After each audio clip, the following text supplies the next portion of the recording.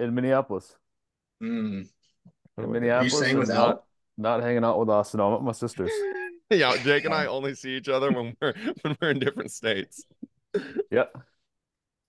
I'm in Edina. yep. This meeting is being recorded. Okay, get rid of this notification. There we go. Couldn't see your guys' heads. Hey, where in Edina are you? It's by the elementary. Which one? I don't know. Oh, I didn't know there was many. yeah. That's where I'm from. I'm like originally from Edina. So you're Yeah, close to probably yeah. close to where my parents used to live. What's this called? Pamela Park? Yeah, I know that stuff. Yeah, yeah, right Yeah. next to there. Yeah. Yeah. Well, Will, how did you survive at Edina, bro? I didn't go to Edina High School. I went to St. Thomas. Okay, okay. I was gonna say, I feel like you would hate life there. Um, why do you say that? No, it's like No. every person from Edina that went to college here was like the most privileged rich kid I've ever met in my life. Like, Yeah, but that's how St. Thomas was though too. I really? was private Catholic school. Yeah. Yeah. For some reason, those kids weren't as bad. Whenever they came in, they seemed like they were a little bit more humbled. Yeah. I don't know. I don't know. Edina was fine. I liked Edina. Nice place.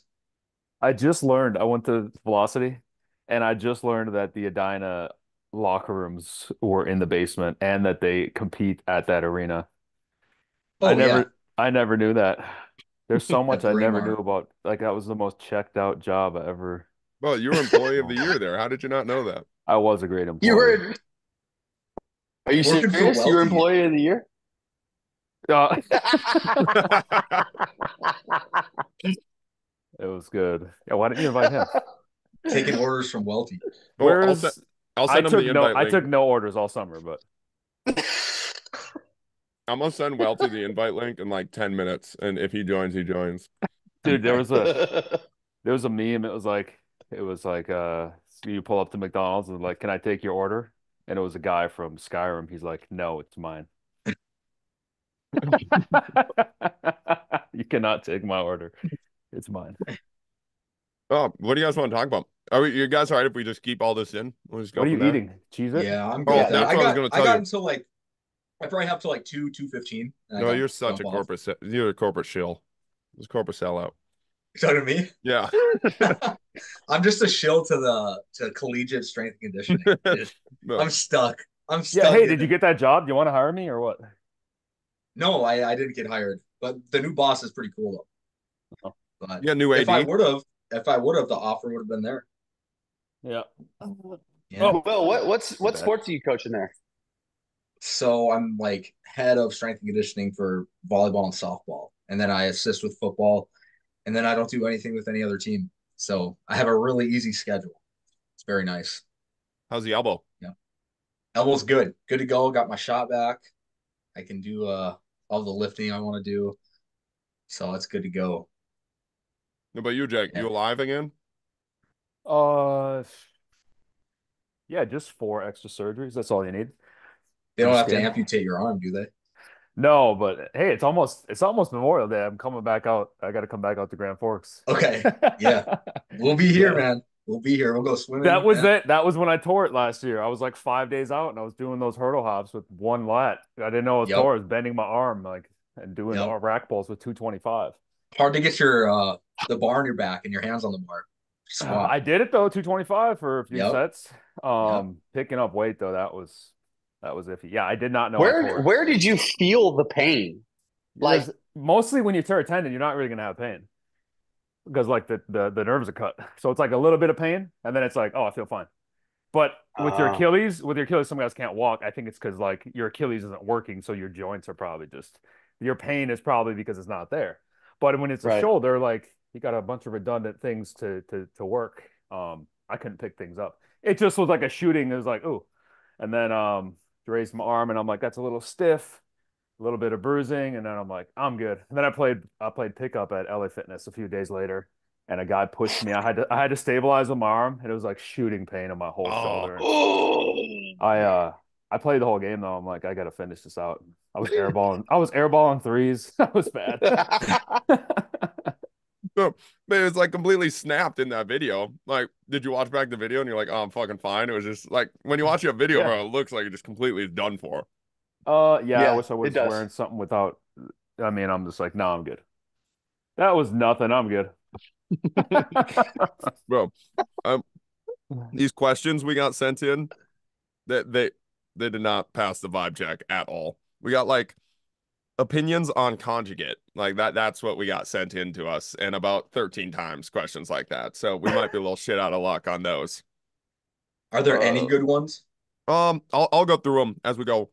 Dude, that's why I can't do as many Q&As that you guys do. Like, you get like 300 questions and there's like 12 good ones. The other ones are uh, like my squat has stagnated. What should I do? Like, I can't give you a good answer right now. Like, those are all the questions. I don't know how you guys do it so much. Oh, I got my first in a while. So this is one thing that I realize is audiences are absolutely trainable because I have yet to get like a book question since the last one of these, like where somebody asked like what book. But we also talked about like people asking to come on your podcast, like unsolicited, where they asked to come on the podcast. Oh, And I got my first one of those today in a long, long time. This dude, bro, I'm sorry. He's probably a nice guy, but he's like, bro, I've been loving the podcast, but I would love to come on your podcast. And then he listed his credentials. His credentials is he just graduated college. Like, bro, you got nothing. What the fuck are you talking? He's like, I would love to come on. Just a little bit about myself. Just graduated college. I've loved strength conditioning, and yeah, would just love to come on. Like, absolutely not, dude. You got to sell yourself better than that. That is not happening. That was your first one. That was the first one in a while. I was saying like Oh, the okay. audiences are like trainable because I feel like ever since, especially Jake started really shitting on that, it has helped a lot. It's like people realize, oh, maybe we shouldn't ask dumb questions. Like one thing I get a lot, I get this a lot. Sorry if this is a peasant question. I was like, oh, Jake has absolutely trained the strength conditioning sector to ask better questions. I get that. I get that with they'll preface it and say I bought the program, and then they'll go on with the question. That's a good You know? one. That's a good one. Well, Yeah. honestly, that's a legitimate prerequisite. Like it should almost be standard. Like if I'm gonna take the time to answer this question about program, you should state that I have indeed bought program like that, or else it's just what are we doing here? Will, you had a really good one of those the other day. Yeah, well, sometimes I'll ask leading questions like that. If someone asks me a question, I'll ask a few leading questions for them to admit that they didn't buy the program. Like I can't remember what the question was. It was something about like his vertical jump is like stagnating. Like, what should I do? And so I think I asked like what program did you get? I don't know. I asked like a couple questions for him just to tell me that he's like running some other program other than mine. So I was like, I can't remember what my response was, but it was like instead of asking me for my advice on someone else's program, you should just purchase my shit. I'm just gonna give you all the answers anyways. You were like, I laid out all of this in a philosophy. Like, just go read that. The other Yeah. my other favorite thing I've been talking about recently is I always get the thing where it's like, oh, I ran for some reason it's always hypertrophy clusters, but it's like I ran Jake's hypertrophy cluster program for 3 weeks, and now like you, bro, it's not a 3 week program. You didn't run it for like You didn't run it finish at the all. program. You don't get to say you ran his program. Wow, I've never. Well, they won't reach out to me. They know not to reach out to me. So, But it's always good stuff. It's always like I But ran it for even, 3 weeks and dude, loved it. But I'm like, even bro, if they reach out and they have just like a lukewarm response after the program, I don't want to see that. Come on. Like I had fun. It really was like one of those people say after workouts, like I love how those lunges were spicy or something. I'm like, I don't care. Tell me you got massive quads, not that the lunges were spicy. That's not a result. That's not a result. I want a result. I don't want to hear anything about you enjoying it. Yeah. Idiot. Yes. If anything, tell me how bad it was. Yeah. Yeah. That's what people want to see. Jake, you got me Carnage. addicted to this nicotine gum, by the way. Oh, you do now. Oh yeah. Every podcast, it's such a game changer. So what do you do? 2 milligram? Yeah, a little 2 milligram before. And Yeah. softball. Oh, softball, it makes the ball. Like I'm like, this is why guys smoke when they play, and this is why guys chew. The ball is a beach ball. It's insane. I'm like, I've been missing out my entire life on this whole nicotine game. Yeah, you just need a little bit. Some people do like 10, 20 milligrams. Like I do 4 and I'm lightheaded and nauseous. So Yeah, like I one did or two, 4 I'm good. once and I was spinning. I could not do it. Yeah. Yeah. Well, this is Reminds me this of like dipping for the first time, like in like fifth grade or something like that, not knowing what I'm doing and it's like swallowing half of it and then getting the spins and wanting to die. That's what that reminds me of. well, I never dipped and I never had nicotine. And Jake gave me like like 1 milligram. What'd you give me? Yeah, it was one. I think Bro, and I I don't felt like even my know if head you was did one. spinning during that entire podcast. And it's like, God damn, bro, what is this? It was like 1 milligram. I have buddies at the gym that like they're throwing in like 10 milligram zins like left and right. I'm like, what in the world? Will, no nicotine? No, I've never used it before. I would Ever. recommend it. I think yeah, it's like they say you can replace caffeine, like it has a similar effect, Yeah, but I'm like just combine the two. yeah. I Don't mean, replace maybe. caffeine, You take combine it. Zims? Do you use Zims? No, never. I don't think I ever will. No. Too popular. Yeah. Too popular. Nicorette gum. Nicorette gum. Let's go. Yeah. Yeah, where is it? Hold up. This one I got. Got it right over here. Where you at? Oh, off brand. Oh my God. Yeah. Wow. Bring it to Amazon Grand brand, Forks, bro. Jake. Amazon. I Look will. at that. I mean, I usually have it in my Okay. bag. I mean, I gave nicotine to one of my buddies once when we were lifting in college, like 1 milligram, and he was like almost gonna pass out, and he had to spit it out like low. I think he got low blood sugar. I don't know. It burns your throat. It burns your throat when you first do it too. So Yeah. I'm Yeah, probably is a that just the lightweight, gum so or is just that keep the that in chew as mind. well? yeah, that's the concern, Will. So I would like you to actually. I wouldn't. I'm cautious when I lift with someone. I'm like, hey, you want to try nicotine? And if I don't want them to have that experience, because then I'm like, well, now we're gonna lift for 20 minutes and we're gonna have to be done. So, you Yeah. know, I I mean, wouldn't I want that to wouldn't do happen. that. Yeah, I you would be a wouldn't. light. No. Yeah. I'm not a pussy. I started smoking when I was 12 years old. 13. I was 13. Smoking And darts. dude, a pack a day. I was an animal. And I smoked heavily, bro, for until my mid 20s. Until I got sober. I smoked, and even then, I smoked for a while after that. But my favorite thing to do was play pickup basketball. And like, if my team lost, I would light up a Newport and blast that, and then come back in and just ball out. It was my favorite thing to do. There was nothing better than smoking a Newport in between games. Now I can't even fathom doing something that heinous. But yeah, I had a nicotine. Dude, I'm 33. I smoked for dude, like 14 years, like almost half of my life. I smoked. Isn't that wild to think about? That is nuts. And now all you do is coffee. That's it. Hmm. That's it. Hit the coffee hard. You don't do energy drinks? No. Dude, Really? if I do, I used to. So look, dude, when I Go first got sober, citrus. I was Dude, like, the citrus I are was so already, good. well, so I did, when I first got sober, I was energy drinks and pre workout. And then just the kind of personality I have, I was drinking pre workout and it had nothing to do with lifting weights. I was just drinking pre-workout. Like and then like I was like fuck a Bang energy drink. That did nothing to me, dude. I was like Charlie Sheen Tiger's blood at that time. So I was 3 to 4 like legitimate pre-workout drinks a day there for a while. So now but it's funny, like now today, if I'm gonna do like a heavy leg workout, I can't consume that much caffeine beforehand, or I feel like I'm gonna fucking pass out. So I guess I don't know what's happened. I guess like the older I've gotten, I'm just a little bitch. Like I don't fucking know. But I can do like 1 cup of coffee, a big cup of coffee in the morning, and then that's it. I've cut myself off. What do you got there, Will? Blue Monster. Oh, Blue Moss. Yeah. I don't drink the white ones because that's for women, but all the other ones I drink. It's true. Like, have you ever talked to like I don't know who talks to people about energy drinks besides me, but like if you ever hear, like I work with the female athletes on campus here, and the only energy drink they'll ever drink is either a Celsius or a White Monster. And for some reason, like the White Monsters, that's just for women. Women drink that, so I refuse to drink those. Bro, if I know a It's girl there. drinking a If it's there, I'll drink it, and like that's the only thing available. But I'll never choose to drink a White Monster. girl drinking a white monster, I feel like is a different breed. Like that's a different girl. I've never seen it. It's all That Celsius, sounds like to be honest. where I come from. Like like that's a savage. Like It's, now it's we're true. talking. It's either Celsius, which is also for women, or White Monsters. Like my wife, like we get these packs of like the red, white, and blue cans or whatever. She drinks the white ones. I drink the other ones. She won't drink these, even though these ones taste better.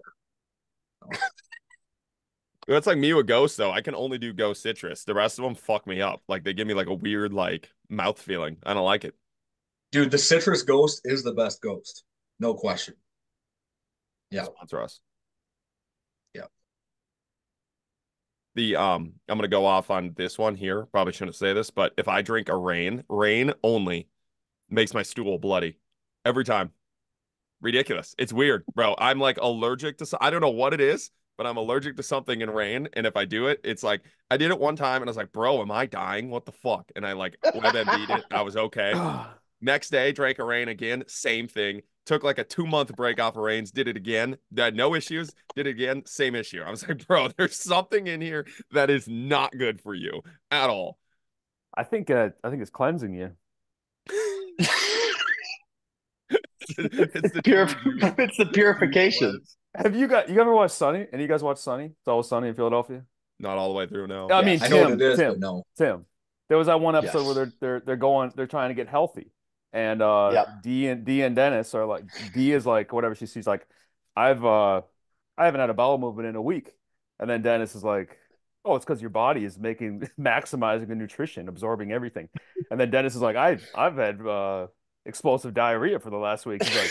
He's like, for me, my body's cleansing the toxins, So it's just making the best of the situation. If Yeah. rain gives you a bloody stool, I mean, there's something in your blood that need to get out of there. And You got to get good. the But evil out of your blood, and it's coming out rain- of your ass. rain used to make me lightheaded and tired. Rain made me worse. When I was at Youngstown, I first started drinking them.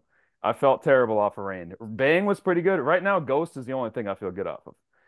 Any other energy drink doesn't work. You guys remember Assault, Muscle Farm? Oh, Muscle wasn't Farm, that the Assault? pre-workout though? That wasn't a Yeah, drink. the pre-workout, yeah. I got a free thing from GNC. It was like a 10 scoop thing. It was free, like 10 scoops for free. But I remember drinking that with Al back at our high school, and it was like we do maybe 1 or 2 scoops, and you lay down a bench, and it's like, dude, I could take a nap right now.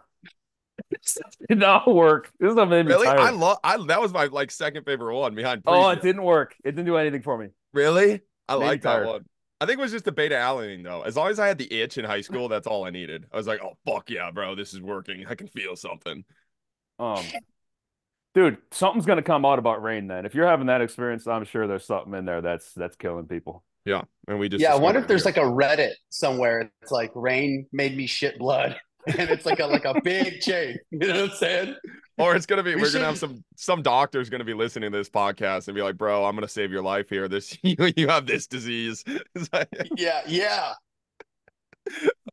what about did you guys do pre-gym ever? That was my number one back in the Yes. day. Bro, Oh, I I love thought pre-gym. that That's my dude favorite. I thought that dude had all the answers. He used to like send the workouts. I don't know if you remember the workouts, but it was literally just one set of 100 of fucking every single exercise. And I would rip that in. Oh, it was so dumb. It was in like in the bottle of pre-workout itself, it would have like a pamphlet that had the workout on it. And you would do the workout, but every workout was like one set of 100 dumbbell bench, one set of 100 dumbbell curls, and you just went through the whole workout like that. I never got that pamphlet. Really? No. Yeah, the Jack I dude. bought a bro. lot thought- of pre-gym. I bought a lot of pre-gym. I never saw that pamphlet. I wonder how big the dude is because he's loaded with tattoos, and anyone who has tattoos looks way bigger. when they have tattoos. It's a facade. Yeah, tattoos definitely. Like if there was like a percentage, I'd probably say it gives you at least a 15% boost. All right, you guys the entertain each other. appearance, the I'm gonna look it appearance up. of being jacked. Yep. What's the guy's Yeah. name? Pre-gym owner? Jim Stefani. Stefani. You don't know what he looks like? I know what he Can't even looks see like, but I'm skin. trying You to can't even see get his skin on size. arms. Have you ever seen like those people that are like they like change their body so much to like look like a lizard? Like they're so tattooed, like they're tattooed green and stuff. Will knows that Jim Stefani looks about 2 degrees of separation away from that. Yeah, to me, dude. I think everything's tatted up to his neck. So just his Yeah. face is not tatted. Also, that guy's got to be fucking old now, right? Like he's got It has to be. He was like Super. 50 when I was in middle school, high school. right. He's clinging to life, and also the tattoos. if I had to put a percentage on it, probably make you 10 to 15% younger as well, because you can't see the aging of the skin. Yep. Bro, how the fuck do you Oh. spell Stefani? No, P. Stepani. With a P. It is Stefani. It is Yeah, this yeah. guy. Okay. Yeah. He's 56 years old. Oh, he did not age super well. That doesn't look great. I remember him used to be way more jacked. I'm trying to find out his size though. Wonder if he can get that. Oh, here we go. Height and weight. 5'7". 6'1", allegedly. I believe it. Right. Yeah, 5'7". Yeah. That's the whole lifting. I mean, he actually looks kind of tall, but like a lot of these big Yeah. lifters, they're like 5'6". All the guys who look good, they're 5'6". Well, that was the Saint. I stopped trusting like sizes of people when the St. Thomas football roster on weigh-in day, I measured in at 6'1" and like 245. And then the next day they uploaded me on the roster, and I think they put me at 6'3", like 265. I was like, I don't trust any of this anymore, bro. You guys just straight up added 2 inches and 25 pounds into my body after I watched you guys measure all of this. Like, what's going on here? Every single one was fake. Every single one. Yeah. It would be like, yeah, they would give you the roster before the game, and it'd be like this 6'2" wide receiver, and you go and play him, and he's literally 5'11". You're like, Yeah, it's like what? 5'11". And they don't even like, they're unapologetic about it. It's just like blatant lies. It's not even close. Yep. Hey, I think you should actually ask what are these questions you got? Oh yeah, What did you give? Like 2, 3 hours? I mean, even if you gave 24, they've been. If the last time I tried to do that for a podcast was like some of the tendon ones, and these questions were like this is probably easy enough to ask questions, but like if you ask questions about pain or like the questions are terrible. I'm never asking a legit person these questions, you know? I sent Welty the text or the invite with no description behind it, and he said, "Give me a minute." He might be joining us here. All right, the first one. You want to go? You want to just go in order, or you want me to pick them out? Whatever. No, go ahead. I mean, I'm curious on that the Will Neck protocol, but Oh yeah, that's a good one. going. So Same. Yeah. we got 6 questions on Will's neck. Will's neck is stupid here. Will and his neck count as 2 people. Thanks. By drop Rattel's neck protocol. Why Will look like that? Who would win in a fight? Will versus Will's neck. So Will, you wanna drop us some advice on how to get some neck training? Yes. I'll give a legit answer. So we have some serious stuff here. I'm a big fan of Olympic lifts, deadlifts, and like just holding something heavy for your neck. Made a YouTube video about this, so if people want to check that out, I recommend you check it out. But yeah, you want to stretch the traps, but you also want to make the traps contract at the same time and contract forcefully.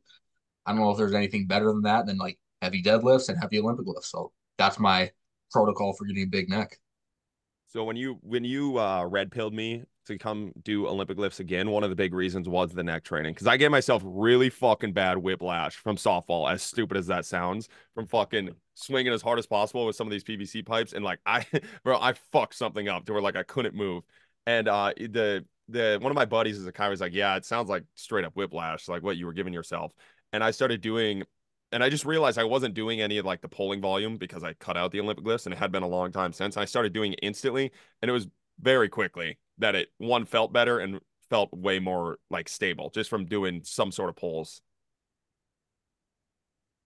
Are we putting neck and traps Hold up, together? Will, you're muted. I was just saying, yeah, I think the Olympic lifts are super underrated for like neck and trap development. Yeah. I don't have much more to elaborate besides that. So. Is Nate joining? Yeah, Welty's in I'm here. right I don't here. know where he's at.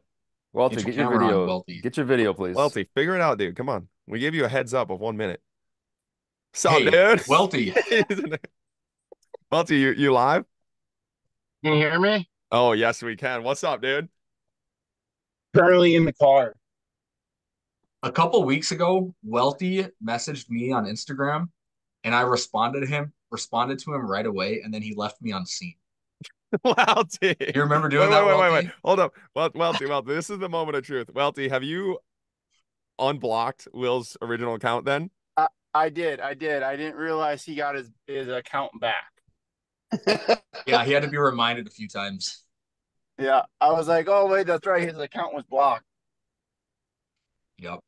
Jake, did Good you have man. anything else to add on to the neck thing? You were talking about some necks.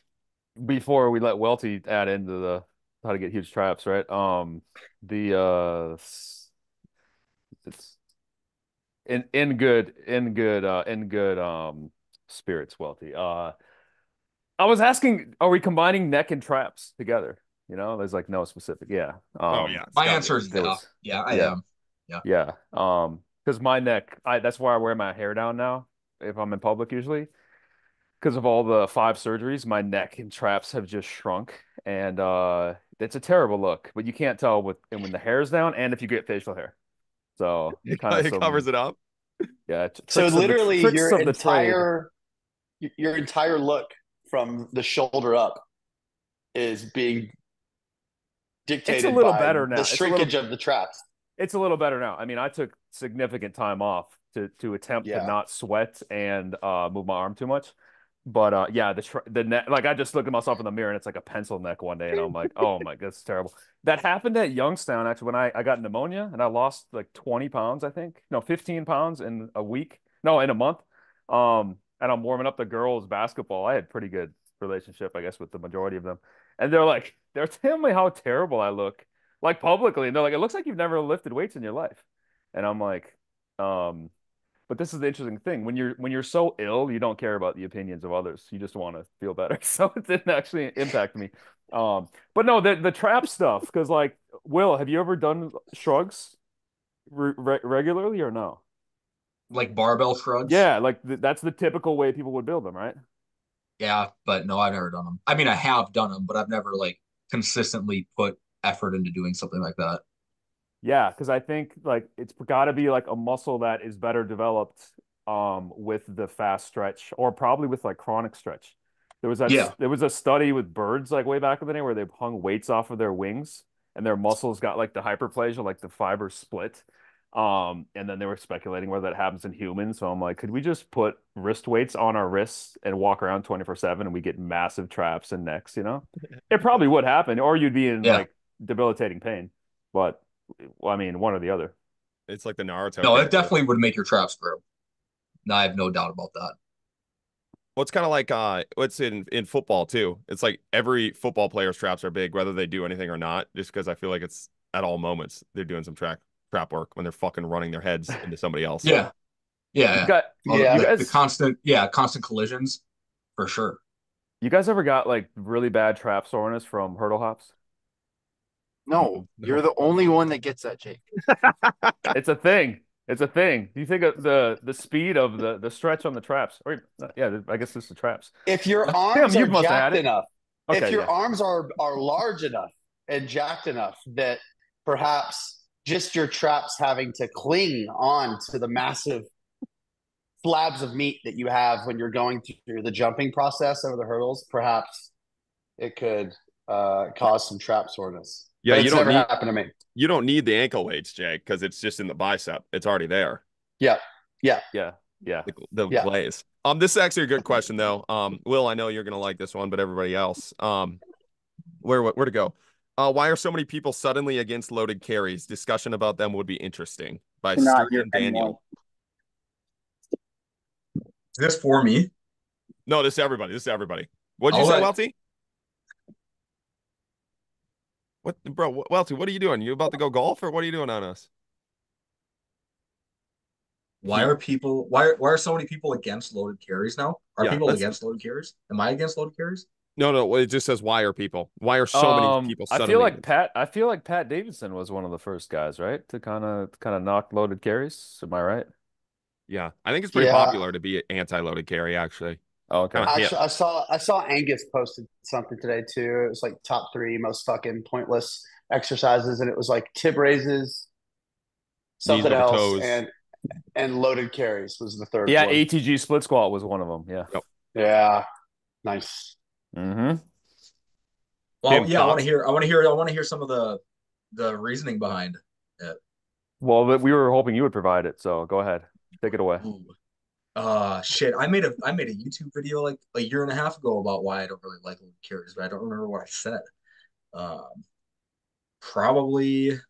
Well, in your video, Will, you were talking about how most people fucking grab a 50-pound Oh, bar. yeah, Yeah. just severely underloaded. But that's more of like the practical reasoning, not like the that's not like a merit-based argument against them. I don't have like an answer right now that I can provide, Yeah, unfortunately. what? I'd have to All think right, about it some I more. got I got something. So I literally pulled up that post that Angus made, and it says loaded carries potentially the only thing that unites the functional crowd more than a Turkish getup. Unless you compete in a sport with loaded carries, you literally get all of the functional benefits of loaded carries from good old fashioned squat bench dead. Yeah, blah blah blah blah. That's it. So basically, he's saying that anything that you can get from a loaded carry, you get from just lifting in general. I think that's generally true. I wouldn't disagree Yeah. with any of that. Yeah. Yeah, with the caveat being that unless you need to carry shit. I think maybe it stems from like yeah the functional crowd would say you need to do loaded carries so that you can work on like contralateral hip stability with like your gait Yeah. pattern like in conjunction with like grip strength, all these like different things that that's probably where the pushback comes from, be my guess. That'd be my pushback at least. I'm pro loaded carries. I like them Yeah. heavy. I mean yeah, I don't know if I ever programmed them for anybody, but like if I were to, I would just say it's got to be really fucking heavy. Like I guess I do. don't go grab some Yeah. 16 kilo kettlebell and walk down a basketball court with it.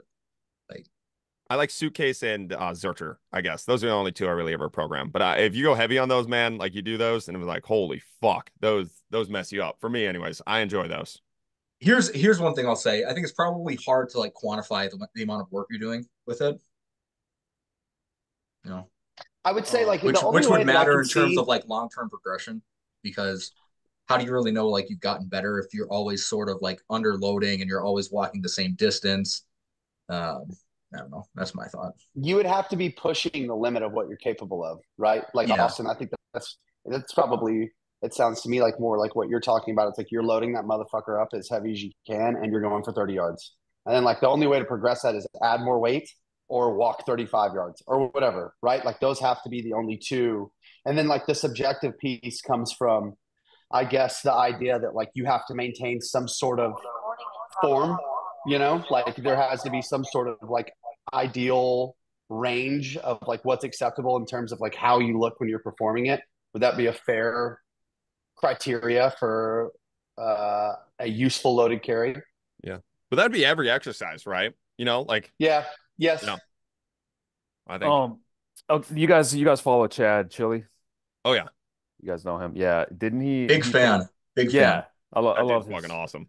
Um, I told him he's my resident doctor. If I ever have anything wrong, like actually wrong with me, and I told him I'm dead serious. If I actually have something wrong with me, I'm 100% going to him first. That dude, I've never met somebody with more fucking knowledge than that man. And he will rip it off on you too. He will send pages of messages. That dude is fucking smart. because so maybe it's kind of unrelated, but it was just a story. I don't care too much. Didn't care too much to look into it, but it was about rucking. Like people put weights on and they go for long walks, and how the injury rates were like very high with rucking. And he was of the opinion of just do good lifting and then like good cardio if you're gonna try to do rucking, but don't actually do rucking to get better at rucking. Because I guess there was high injury rates. So I'm wondering if there's any if there would be any correlation of that and doing a significant volume of loaded carries for some reason. I can't imagine why there would be so many injuries. I don't know, but He was yeah. saying on the podcast, him and Justin both said it's kind of like when they ruck, it's like middle ground of both. It's like they don't carry hard enough or heavy enough to do anything, and they Oh, go like middle distances because they're not able to go as long as they could without rucking. So they said it's like kind of that stupid middle ground of like not getting enough done, either just go for a long run or go super heavy on like strength training Yeah. or lifting something and carrying something there. But I thought maybe I'm mishearing. I thought one of them told me there is a skill set that they have to teach themselves with the ruck or something like that. I don't know. I'm not in the military world, so I kind of zoned yeah. it Okay, out. But they're probably jogging too, right? A lot of times they're jogging. I I think thought it's so. usually just like a fast Walking. walk. Yeah, Yeah. like Oh, a okay. Yeah, I mean, I wonder what the injuries are. Maybe there's something about a gait pattern that's heavy loaded for a volume that's like bad for you, bad for your joints. I don't know. Welty, The orthopedic cost. no, Welty, are you pro or anti carries? I love carries. I would say growing up on, I didn't grow up necessarily up on a farm, but we do own land. So it was a lot of moving heavy crap. Again, I don't have giant traps, so it's hard to say from my big trap size compared to everyone else on this podcast. But growing up in more of the manual labor kind of thing, definitely, I think that's probably the best way you're going to get massive traps. Back to the trap conversation is just manual labor. Boom. Before I get to the next question, because I got to look through them because I just read 3 of them that were terrible. I think we should talk about the one thing I told you we're going to start the podcast with, which is made up strength conditioning stories. Drives me insane, bro. When I know we've talked about this, but I don't know if we've publicly done it. When coaches will just write up this whole story of like an athlete asked me this, or this is my conversation. No, it wasn't, bro. No athlete had that conversation with you. And in like the specifics that they ask them, I'm like, that conversation never happened. You can just make up content and just say, like, I'm gonna come up with a solution here. Don't say my athlete asked me about this, because that never ever happened. Yeah, the Basil. worst ones, the more philosophical they get, the worse it gets. Like I'm okay with someone being like, "Hey, coach, how do I squat ass to grass?" And then they give this long dissertation about how they told them precisely how they need to do that their way. But then it's like, coach, like, how do I get more playing time? And then they go on a rant about how it's like about grit and just being tough and showing up and staying late. And because I've seen that a few times. I just honestly, dude, if you're spending time to write that and put that content out, I'm unfollowing you so fucking fast. Can't stand it. Count your nut butters, bro. I Oh, wish I could think of like specific examples, but I know exactly like the type of stories that are coming to mind. Um, I think Austin, you might have sent me and Jake this one. It was something about like uh a coach was on the road recruiting and he went to like see some like 5-star basketball player and he saw that the kid was walking around with headphones and he's like, oh, I don't want to recruit that kid anymore. And then he looked at the kid who's getting no playing time, but that kid's paying attention in the huddle. That's the type of kid that I want to recruit. And it was like this big story about how like don't wear headphones, don't wear flip-flops, always be like attention to detail and like in the team setting, and that's how you're gonna get recruited. It's like, nah, you're gonna get recruited if you're the best player on your team. That's all it's gonna Yes. be. Yeah. Like the best players literally show up late to practice because fuck you, because they don't have to be on time, dude. Like that's the truth. And in fact, this reminds me, there's a strength coach. I'm not going to say his name, but he has a big following What's it rhyme and with? a big following. I can't, but it's in high school. He trains high school athletes mostly. Okay. I'll message the group after this. But on a consistent basis, it'll be like a video of like a high school player like re-racking the weights at the end of the workout or something like that, and a very long explanation on like why that separates you and makes you a winner, as opposed to like any other quality. Like somehow like those are the things that actually matter most, and it's like no, it's not. Like it matters. It matters if they have a 36-inch vertical, or like run 4.5 or lower. Like that actually matters. But like staying longer to help you because you're by yourself clean up the weight room is not going to get them playing time or make them a better athlete. This is like a regular occurrence. Hate it. I saw one on a baseball guy the other day. Baseball guys probably know the story much better than I do, but I just saw it was like a dude struck a guy out in the World Series his junior year and like showed him up, like struck him out and is like done. And everybody in the baseball world was like, oh, like this guy posted, he's like, this is why this guy didn't get recruited. I knew right away, like when he was showboating like this, he was never going to get recruited. And he never got drafted his senior year, and he had all these offers. And I'm like, I looked up his senior year. He had an ERA of 7. He was terrible his senior year. He just fucking completely fell off. That's why he didn't get drafted. He was giving up 7 runs and he was a closer, bro. Like in the 1 inning or 2 innings he was playing, he was giving up 7 runs in a baseball game. That is why he didn't make it to the league. It had nothing to do with that he was all hyped up that he struck somebody out. I'm like, we're literally just making shit up at this point. Oh, that, do you guys see a lot of that on this? You said that high school strength coach, Tim, like the advice, so it's like the strength coach is becoming the philosopher and trying to give these lessons down to kids. And I'm like, Austin it's just did a actually, post on this.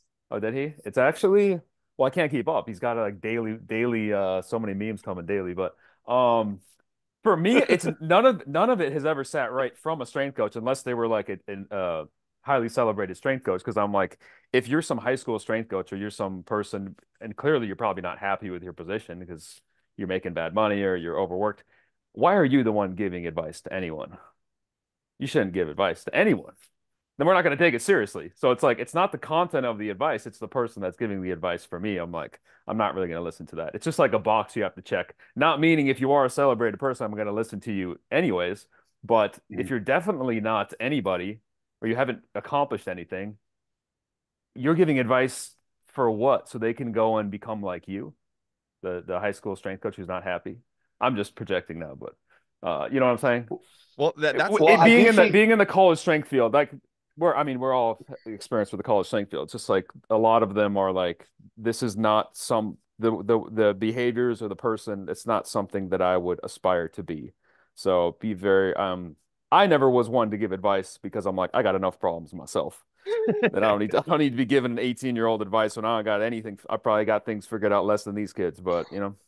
Well, especially the thing that really pissed me off, like pisses me off now, is because looking back on it, my dumbass in high school was the one that like fully bought into that thing. It's like if I yeah. was told it would get me recruited, I would go and fucking spend time doing it rather than just somebody telling me I fucking suck at the sport and that's why I'm not being recruited. Because then I can go try and at least fix that or accept that or like have some fucking awakening. Just somebody telling me the truth in some sense. They don't have to be mean about it, or they could be. It doesn't matter. But they would tell me shit like, if you stay after in the weight room or you just grind in like this aspect, you're going to become a Division 1 athlete and be recruiting. And I'm like, fuck yeah. Like this dude knows what he's talking about. And no reason. Again, he's a high school strength coach. He never played Division 1. But like, what the fuck am I? Why would I listen to him? But I was a dumb high schooler. So I went to go listen to it.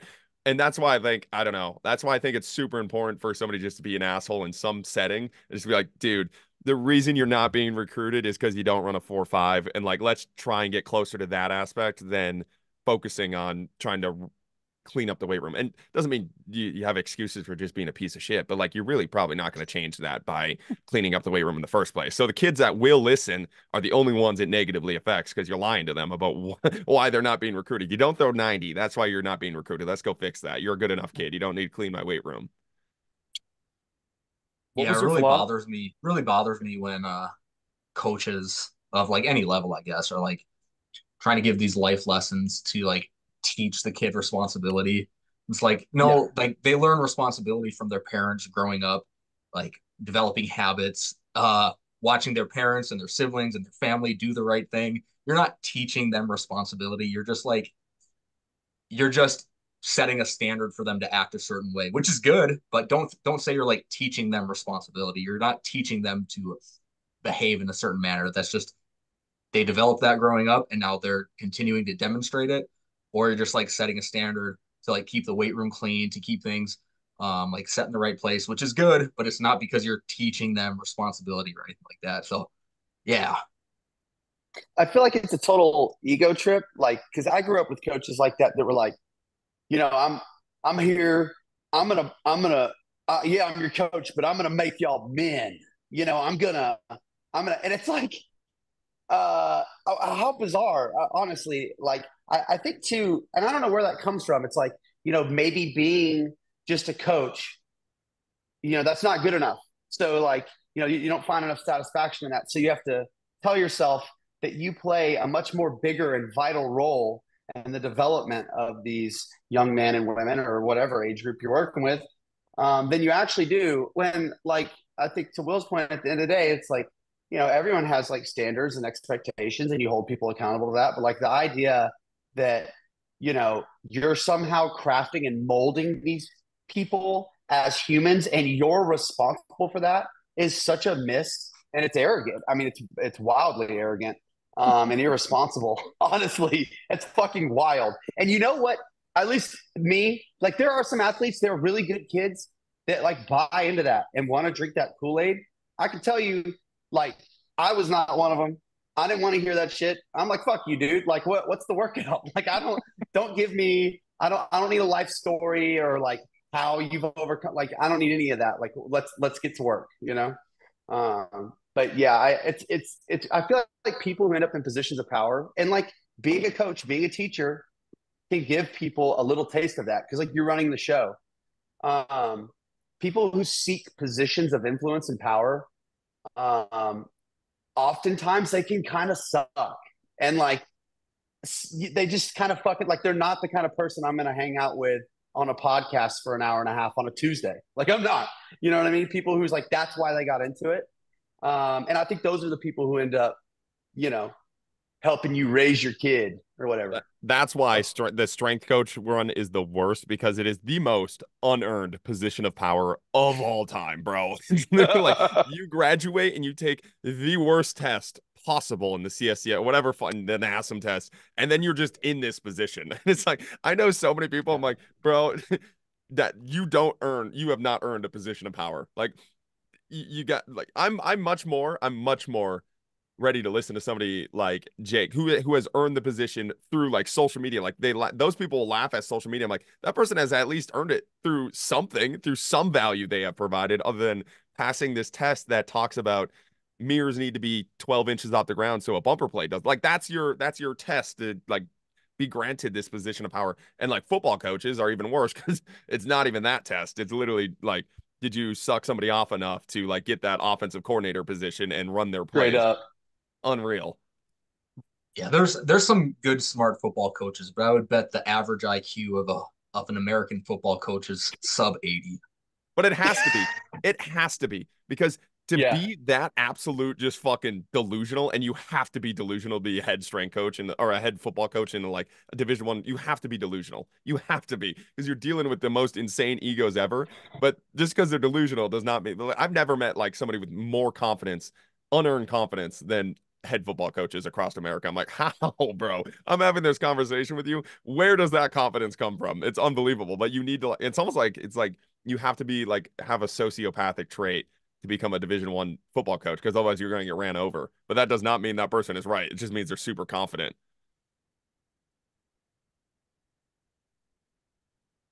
Anything else? We're going next question.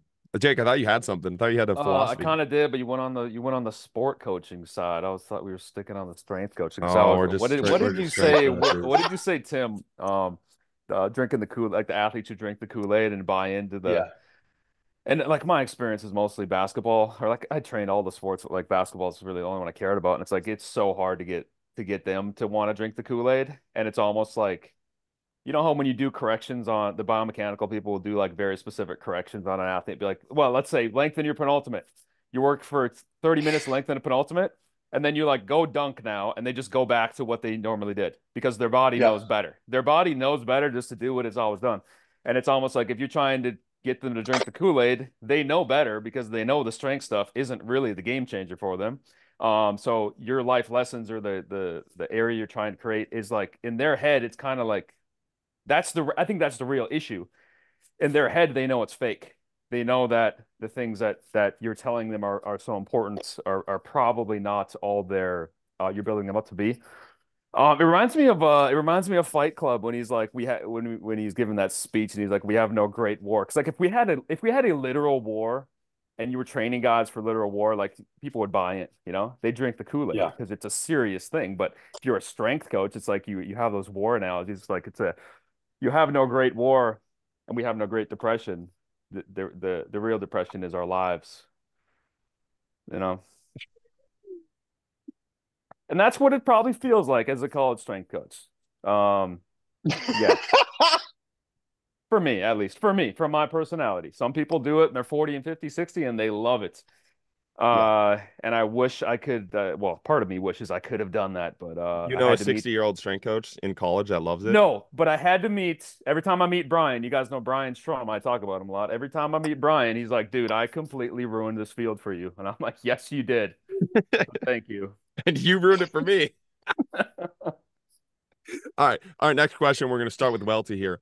Lots of negatives, but any positive trends in the fitness industry or things people have been getting more right recently? Welty, go. Getting right. it's not great, I guess, from I guess following all you guys, just keep it simple. Like people make training way too complicated, and it doesn't need to be as complicated as it is. Like a lot of just basic, as Will would say, like increase outputs. Yoakum, yours is being playful. Tim, yours is just literally keeping it simple as they were kind of stated before, but it just really doesn't need to be as complicated as possible. But that's just my opinion. In the last couple, honestly, the last year, I've just completely got away from like the super contrasty stuff and just like, hey, we're gonna squat today. Okay, so we're gonna sprint. Okay, we're gonna do ices. That's all we're doing. And I have kids PRing left and right. And pros, it gets a little bit more detailed, of course, but at the same time, if I only got guys for say a month in the summer, like it's different, but long term, it doesn't need to be that complicated. Yeah. Anybody else? Do you have any examples of trends that I could comment on? Hey, let me go. What's a Yeah. positive trend we think we're getting at? Maybe this is just my maturation. I'm like, I just come into my own more each year. And I had a conversation yesterday. This guy I interned with at Minnesota, was a strength coach for like 6 or 7 years, and he's like, I think he's completely leaving the field because he's just burnt out. To try and find a sales job. But we were talking about that thing that they'll say about programming. They'll be like, or that's kind of common. I've seen many times is how often does an athlete squat? Like they'll squat once a week, maybe with you. So it's like if they've done back squat this week, keep the back squat next week and the next week. Like it's not enough exposure. They need to still master lift, whatever. And then the phrase is, they're not bored. You're bored as a coach. Like don't let that override whatever. Like keep it consistent programming, whatever. And I'm like, dude, I'm more bored than these kids. So I want to change it. I am going to change things because I'm just bored. And I can do that because I'm 32 and I've figured out that how to make things work for me. If you're a 23-year-old and you're still like really influential. Okay, Tim, I was saying this at that plyo seminar. I'm like, I've been in the field now 10, 15 years. Am I really going to go to a plyo seminar and learn something new? I shouldn't be. I shouldn't be learning something new. I just came there to hang out with Tim and Matt, and then meet some other people. But like, I should have seen pretty much everything in 10, 15 years. And I'm like, now that I have all of that, I have my head on straight. I can be myself. And if that's going to be that I'm changing the squats every single week and it's kind of chaotic, whatever, so be it. If you don't like it, find someone else. But yeah. So that's the trend. That maybe that's a personal thing for me. A trend for me is like probably the rules. What are the rules that exist? I don't need to follow those rules. I can find a way to get the result I'm after and just do it the way that I want to do because I'm And old. I think, like you said, you have results to back it up, and that results, like, I think this is one of the positive trends for me, and Jake and Will you guys have been big influences there. It's like not only are you guys yourself, like it's completely yourself, but you make it work by being yourself. You know what I mean? Like it wouldn't work if you guys were yourself and it just didn't, fucking everything fell apart and you guys weren't getting sales or people weren't listening or people weren't following. I think that has been really, really nice for me. It's like anytime I feel like I just watch these other coaches, I'm like, well, fuck, should I start doing that stuff? And then I go to your guys' page or your guys' stuff through like the last 5 years of just having you guys drill in. Like you guys are literally just yourself. You guys, like Jake will post the most fucking random memes and then we'll make a sale off of it. I'm like, it works by being yourself. What doesn't work is when you go to somebody's page and it's fucking, oh man, dude, you go to somebody's page, it's just cringe. Like you cringe, you're like, how is that like what you decided to put out today? It hurts me inside. But again, I think having the results of showing people that it can work, that's a big piece because growing up in the strength conditioning field, there was not people like that. At least when I was looking at it, the people that I was following, it was not be yourself and it'll work. It was follow the system to a T, and that's the only thing we had to look up to as a result of it will work. Like unless you're following the college path, you're fucked. You're not going to work. Like unless you're even in the private sector, it was kind of like follow this corporate path of do the right things, say the right things, be this kind of corporate person. And there was really nobody out there that I was following that showed me you could do it in a different way. And without that, I was just like, well, fuck, I got to follow this college thing. And again, I've said it so many times on the podcast. Jake was like, yeah, that's not going to work, bro. That's you're going to hate your life. And that was the first person that told me that was honest about that.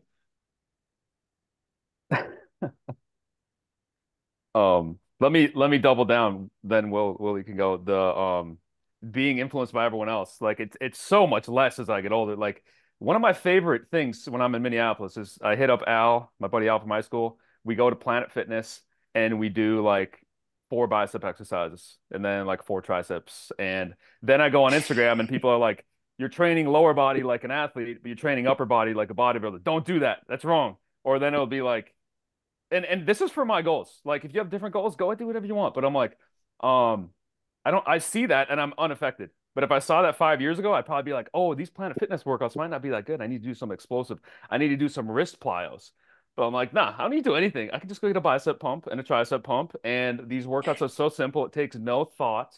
I love it. And I post the thing sometimes and people are shocked that it's like, oh, you did 3x10 curl, 3x10 hammer, 3x10 reverse curl, 3x10. It's like, yeah. And it was a great advanced programming.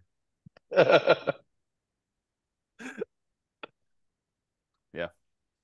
Will, Tim, you guys want to take a question at all, or do you want to go another one?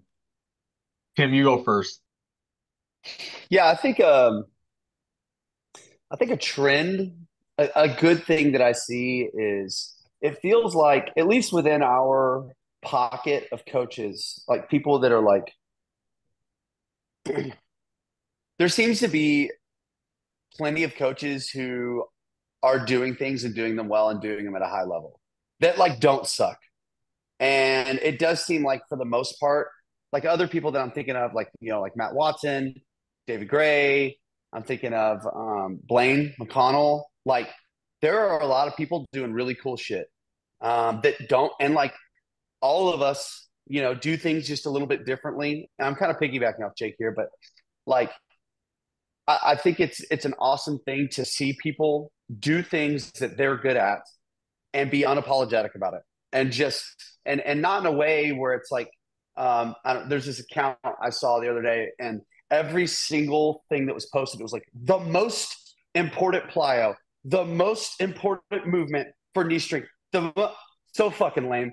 And you can be really good at what you do. You can do it the way that you do it, the way that you feel confident, and the way that resonates with the athletes that you work with, from a place of doing it because you fucking know and believe that that's what works best. And you don't have to prove it to everyone. You don't have to go out of your way to like try and sound smart on a post or justify why things work the way that they do for you. They just do. And here it is. This is what it looks like by program, motherfucker. And I love that. And I think you do reach a place. I've reached a place in my career where I don't feel like I owe someone an explanation as to why I do or don't do something. At the same time, I'm open to criticism because I put my stuff out there, you know?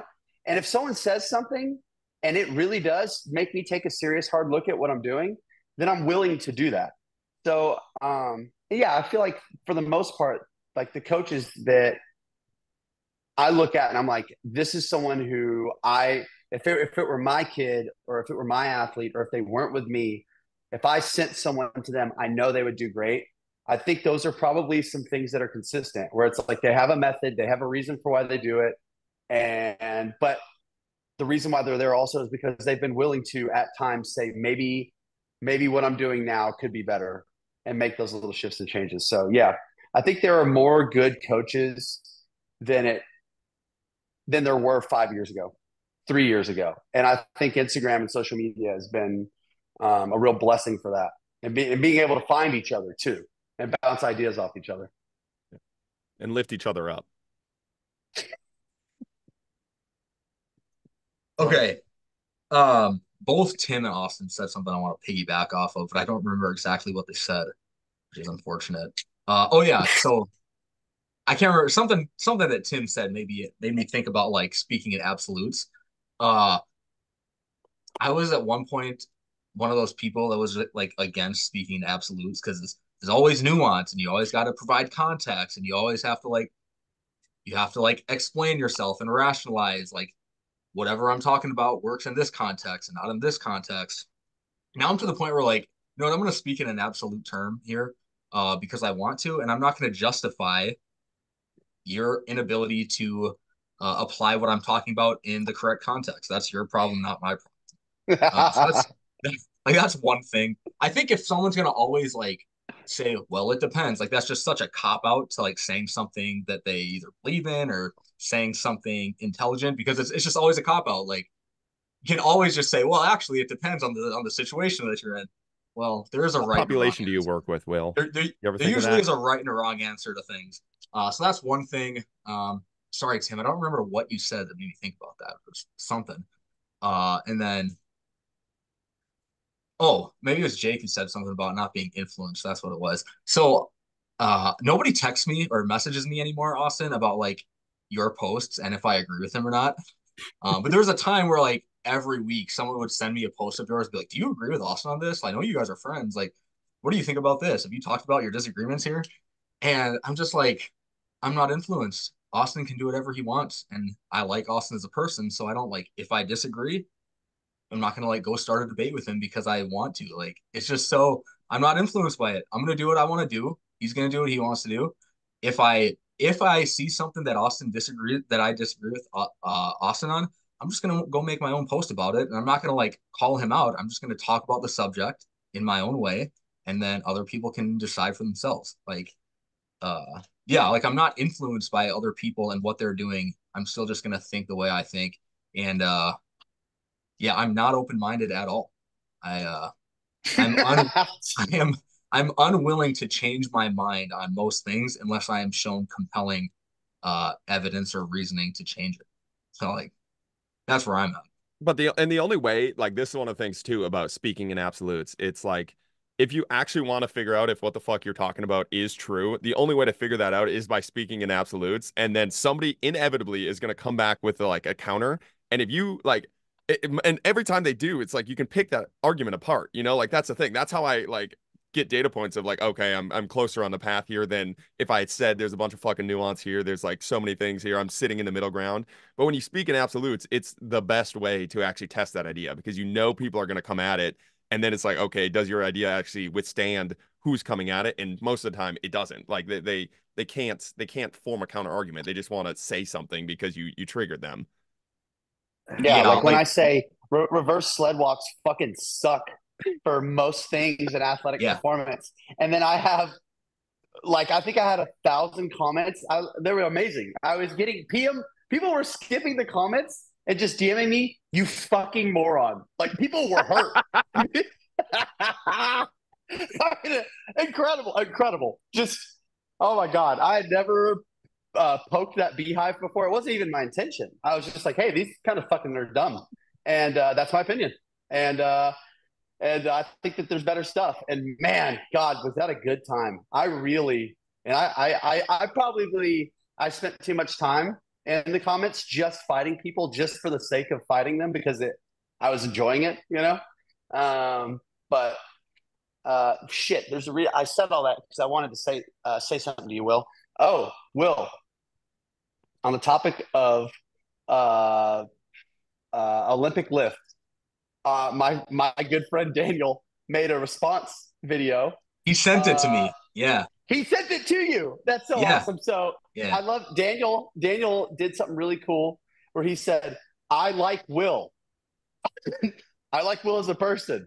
I disagree with him." It's actually been really cool to like watch what he has to say, and then obviously your YouTube videos as well. But I think if you do agree with you were talking about like not necessarily agreeing with everything Austin says or does, but you like him as a person and he can do whatever the fuck he wants, and that's fine. I Yeah, think that's just called being an adult. You know, yep. like is that what being is that what like growing up looks like? You know, maybe we should start giving these kids advice. Well, that's the other thing that I was talking about when we were doing our Will versus me YouTube videos too. It's like at the end of the day, I'm gonna go hit nukes, and Will's gonna go fucking yam dunks and snatch more than I could fucking deadlift, bro. Like, what are we gonna tell each other? Like, like if it's working for us in that moment, like, I don't know. Like, what am I going to tell Will? The Olympic lifts don't work. Like, the dude has a 90-inch vertical. Like, what do I tell him there? Like, are we going to argue about that? Like, it's obviously working, and that's the thing I think that drives me the most insane is when people like they're just not living it. They're just saying shit. I'm like, the people that say shit about like any of the exercise, I look at them, I'm like, bro, you don't get to say that. You don't get to, you're not doing anything. Like, you're not allowed to say these things when you're not doing it. You're not living it. You're not breathing it. I don't know. How are you going to tell Will it doesn't work when I'm watching him and it does work? He's a fucking monster. Like, what do you say there? Yeah, like, do you even lift, bro? Will, I think the nuance at this point is just assumed that It should be though. Yeah, it's not. and I promise you, it's not. Well, no, That's where I'm saying when I say anything, I try to speak in absolutes because it's a better story. It's like it's more entertaining. If I never spoke in absolutes, I'd have 1,000 followers. right, It's because entertainment. you'd have to write 4 paragraphs for an Instagram post. Well, it's just not attractive. It's not what people like, and it's not what Yeah. I like either. I like playing like both ends. But I think the thing that I do is I play the far end, and I'm like, I believe in this, but I'll play the other side too and be like, I'm gonna try to poke holes from the others, probably internally, not in public. The I completely forgot where I was going with that, but yeah. For me, I'm like, I will speak in absolutes. I told Tim this. I was listening to Aaron Rodgers podcast, and he said, never let truth get in the way of a good story. And that's the thing is like, if you're trying to if you're trying to make a following or a business online, it's probably you have to tell stories because people like stories. No one likes statistics or numbers. They want a story. They want you to tell them a story. And if you're too truthful with the story, no one's gonna follow you or buy your stuff. So tell We need better more stories. Wendy's. More Wendy's. Well, Oh, Wendy's. What's that? Oh, I don't know her last name. That nutrition chick. Oh, less stories, bro. Less stories in that setting. Oh okay. my That was gosh. not yet. Some stories are not. Well, You got to be. No, It has to be I'm a good joking. story. I'm Just because the joking. story's long does not mean the story's good, bro. That's the moral of that story right there. Oh my god. Guilty is charged with the story. But The the Step Brothers reference. Yep. I think yeah. I had the Right. yesterday I posted a meme and the guy said fuck, I sent it to you guys, but he was like, well, I'm just like, obviously there's a time and place for it. I'm like, yeah, it's almost like a meme is meant to fucking exaggerate the point. Like, you're a dumbass, bro. Like, what are Yep. you talking? It's a meme. The whole point of the meme is to be as exaggerated as possible. But yeah, that is probably something that, and I've tried to like openly say this. It's like part of it is it's entertainment and it's fun to make the memes. It's fun to make the story. It's fun to like make the point a little bit more interesting other than fucking we're lifting the barbell in the same way, the same fucking 1,000 years that we've squatted a barbell. Like it's fun to be intellectual about it in some different regard. And I think a lot of people just like, I don't know how you missed that point though, but I feel like a lot of people do. It seems just crazy to me. It's like you're buying into some story. Like if you're not buying into our story, you're buying into somebody's story. How do you see, or why do you call out a story in one setting and not the other setting? It seems kind of goofy. The people that don't respond well to that are the people that are looking for something to disagree with you on. They Yeah. want to argue. They want to argue with something because they already have some sort of bias against you or kind of the model that you or the framework that you use to view things, and they're looking for a reason to tell you why you're wrong, even though you're right. Well, on that, keyboard warriors. you got Pistol Pete, man. You converted Pistol Pete to a Yoakum Strength fucking fanatic now, bro. He's a fan now. He commented on today's post. He's like, I fucking love this. This is amazing. And like, why did we ever go away? I'm like, bro, as soon as he found out I was boys with Will, he switched sides. He used to hate my stuff. I'm like, I had no idea. I'd never messaged him, never did anything. This dude used to be so mad at me. Then he's like, well, what would Will think of this? I'm like, yeah, I don't know. Will and our like 7 podcasts we've had together ever since. Did he say that to you? No, when on that one comment thread, he commented, well, yeah, what like you need to do real training like Will or some shit like that.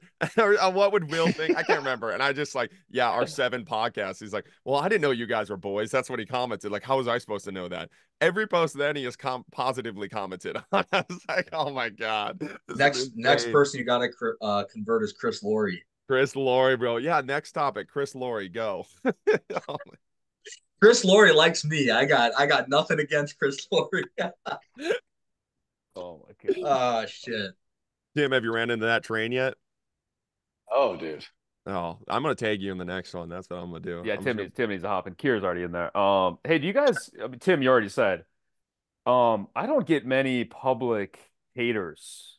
You guys like Tim? You said you got a ton on that one post. I Like, had the one post, but it was like it was very specific, where it okay, was like they're hating on your opinion of the it's sled thing. Yeah, yeah, yeah. yeah. But apart from that, like I've actually never had very many negative interactions on it. First of all, like I don't go looking for smoke ever. Like I just don't. I don't give a shit.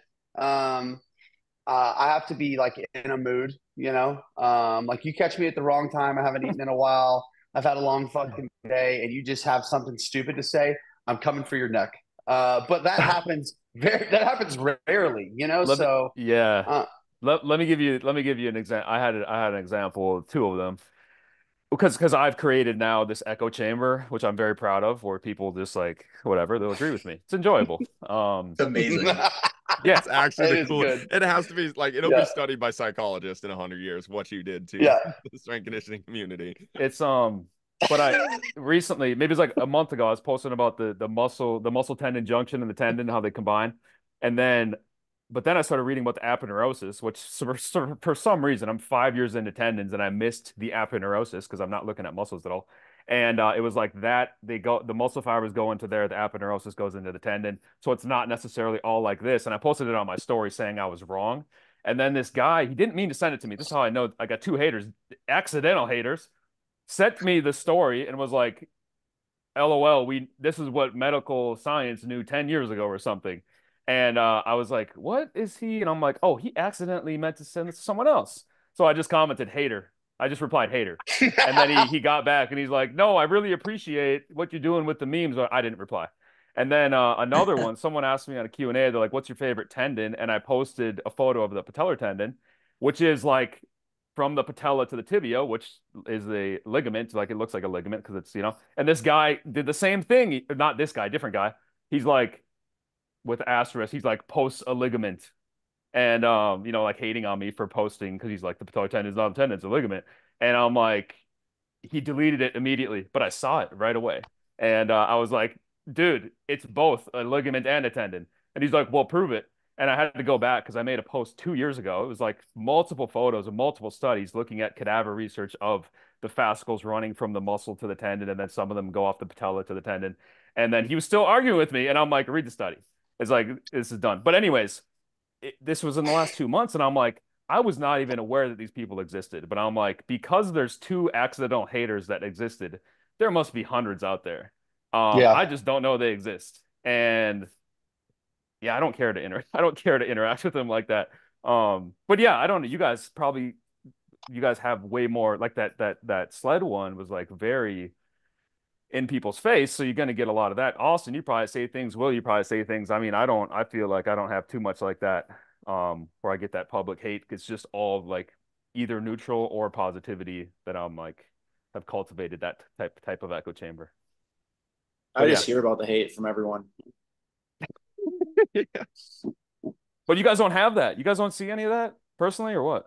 Oh, I mean, if you I'm if you do it No. you can do it easy if you do it on purpose. They're like, yeah. if you do anything on knees over toes, you will get the cult after you instantly, instantly. And the new one is, you guys follow Aaron Kubal? He went after functional patterns, and they're the same way. I read That guy's their a comments. retard. Oh my God, bro. Actually though, if you read these comments, Will, That's you will. the not naughty guy, right? Yes. His name's Naughty. Oh my God, bro. Like he kept commenting and he kept confirming your initial belief. I'm like, this is horrible. This dude is an actual idiot. Like, how do you like? And everybody that comments. So he posted on his story. He's like, this Aaron dude called me out. Go get him. Like he posted, go get him, and posted Aaron's thing. And Aaron had 240 comments in like 2 hours of the same NPCs. And they're not spam accounts. They're literally just followers of him. Yeah. All commenting, have you seen his results, bro? Like, look at everything he's doing. Like, oh my God, this cannot be the real world. Like this is so painful inside. So anyways, I really want to make a post about them because like the comments were it's so easy. Like it was free candy. If you can get a following of NPCs that are on your side, though, you've made it. Like holy, like Jake's got those. Like, He does. Jake, have you ever considered weaponizing the cluster and gotta send them after? Yeah, hey, you can just do it. You can just be like, everyone go get Welty, like fuck Welty. And just like, just to test drive it. And then, but like people would know. Like, I think I did do that. I think I did do that once. Oh, well, Jake, there was that one comment on my YouTube video asking me like, what do you think of Jake Tura's hypertrophy clusters? And I just commented like by program, and then you reposted it trying to get people to comment. There just wasn't as many comments as I thought. Because when you go Instagram to YouTube, it doesn't log you in, so you have to log in to comment. And I'm like, apparently the army of cluster people are not that committed to actually go on and do that. NPCs, bro, they got to figure out the login information for someone else. Yeah, I was disappointed in that, but I have done that other times when someone questions me. I'll post that with the thing on the cluster page, and I don't tell them to go get them. It's just like assumed you got to go get them, and then the people know what to do. Them. Yeah, you know what to do. Defend clusters at all costs. I mean, Jake's comment section is my absolute favorite because Jake doesn't have to say go get them like he said. It's literally they just go get them. If somebody comments something, it'll be 15 comments deep of this dude, somebody else yelling at this random person, telling him to go buy Jake's program and tell him to shut up. It's so funny. And I'll participate in it sometimes too. It's fun. I'm part of the cluster, crowd as well, for sure, dude. Yeah, my program, idiot. It's hilarious. Like I was just thinking, like sport coaches, how they talk about having like an athlete-led locker room where they like hold each other accountable and stuff like that. Like that's actually Jake's comment section, where like if someone rolls in there and they're acting out of line, or they're saying some shit like 3x10 is superior, that athlete-led locker room, they're going to let you know, dude. They're going to check you at the door. Oh, man, that was a good one. This guy was hating on the echo chamber. He's like, you're just a snake oil salesman or something. Like, this is a whatever echo. And then this other guy's like, yeah, this echo chamber sucks of massive vertical and glazy gains or whatever. Like, yeah, whatever. Like, sign me up for this echo chamber. My all-time favorite. Guys, I got to get out of here. It was fun. Tim, good to meet you. Welty, don't leave me on Steen anymore. See you, Will. My all-time favorite bit is trying to get the echo chamber that doesn't know. It's harder with you, Jake, because they kind of know. But with Will and Tim, I can usually Will's a good one because Will has some people that don't have no idea who I am and have no idea we have a connection. So I will try to get Will's echo chamber to come after me by commenting something stupid, and that is my all-time favorite bit. Like I'll just like, this is so dumb, and everybody, oh my god, like you can't really believe that looking at his program. That's my favorite bit. I love when people take it the next step and they're like, what are you talking about? What do you like in your contest, like what are you gonna do? Have your athletes jump over something? Like they try and like make it personal. It's like, actually, yes, and they get results. What are you doing? Yeah. Okay. The best is when people send me either like, Austin, your stuff, and like, what are your thoughts on this? Thinking they send me like your Yoakum strength page, not any of your actual stuff. And like, well, we actually do that here. Like we do that exact same thing here. No, start beef, Welty. Start shitting on him. Okay, I will. I'll be like, this dude's a fucking moron. Yoakum strength community. All right. How do you guys want to end this? You want a final question, or what do you want to do? I'm down for one more. One more? Well, from the Q&A? From the Q&A, or you want like an open one? You want like Oh yeah, open ones are tough, but yeah, I know. I was thinking, well, I didn't know if you guys had like somebody asked grind our gears again, but I feel like we kind of already went over that. What did you guys? I'm curious what you guys talked about in this podcast when you went up to Austin. What was I'm just curious right now. This is not the final question. What did you guys? You want to know? Yeah. Yeah. Since it's not going to come out for like 4 months, huh? No, it's coming out in 2 weeks. Okay. I actually just sent Austin all the clips last night. I think they're good. But I don't know. Jake, you know my opinion on podcasts. Like if I'm the host, like I'm gonna interact, but I try my best to just like ask the other person questions and let them talk. And so I did my best to, Where'd you get that you idea know, from? me and you ranting about how much we hate it when we go on other people's podcasts and And the all they host do is host talk just keeps talking. It's like, stop. the whole time. Yeah. It's like, "Stop. Hey man, could you shut the fuck up for just a minute?" But yeah, we talked about a lot of stuff. Like we spent a good amount of time talking on Austin's philosophy and how he arrived at that, and like some of his personal background. And then like what workouts look like for him and his athletes and why they're important. And we talked about movement and solving problems, or he did. Um, and then it was just it's for the boys, dude. Just fucking chilling. I In think person, we so much better. way better, dude. I think we talked about shrooms a little bit. I think we talked about like I don't know. We talked a little bit about everything. You know? I like the Yeah. in person because you don't have to like there, right there. Like you don't know when there's gonna be silence or not. Like it's just a conversation, and you know when somebody's gonna talk. It's fucking hard over Zoom. I feel like to know because if you Yeah. don't say something right away, then it's like everybody's just quiet, and you're like, "Fuck, who's talking next?" Yeah, and it's like if you make a Zoom meeting and they're 30 minutes late, you're probably going to cancel it. But if it's in person, Tim's going to wait for you. Yep.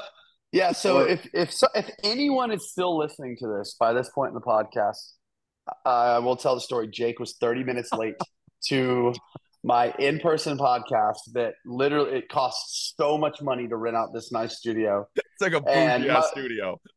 and here's the best part. Jake took no personal responsibility. He blamed it entirely on the person he was staying with.